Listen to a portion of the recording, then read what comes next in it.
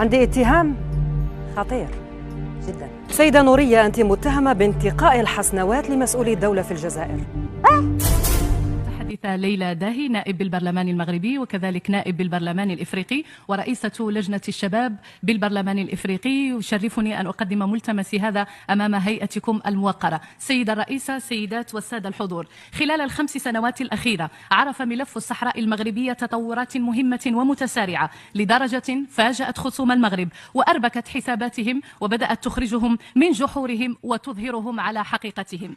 فخلال هذه السنوات بدأ المغرب يجني ثمار مجهوداته الدبلوماسية المتعقلة وتشبثه المستميت بحقه المشروع في الدفاع عن وحدته الترابية. لقد أظهر المغرب المزيد من الحزم في معالجة ملف وحدته الترابية، حيث وضع أسسا جديدة في التعامل مع شركائه من خلال اشتراط توضيح موقف هؤلاء الشركاء من وحدته الترابية بشكل لا يقبل التأويل أبدا، بعد أن ظلوا لسنوات طويلة يلعبون على الحبلين، يتلاعبون بمواقف وتصريحات ضبابية واللجوء إلى استعمال مصطلحات مبهمة وملغومة يمكن لكل طرف في هذا النزاع أن يؤولها لصالحه. وبفضل هذا الحزم اضطرت العديد من الدول الكبرى إلى مراجعة مواقفها والخروج من المنطقة الرمادية من خلال التعبير صراحة عن اعترافها الواضح بمغربية الصحراء، كما هو الحال بالنسبة لدول كبرى كألمانيا وإسبانيا والولايات المتحدة وفرنسا وهولندا والدنمارك والبرتغال وصربيا وهنغاريا وقبرص ورومانيا، واللائحة طويلة جدا.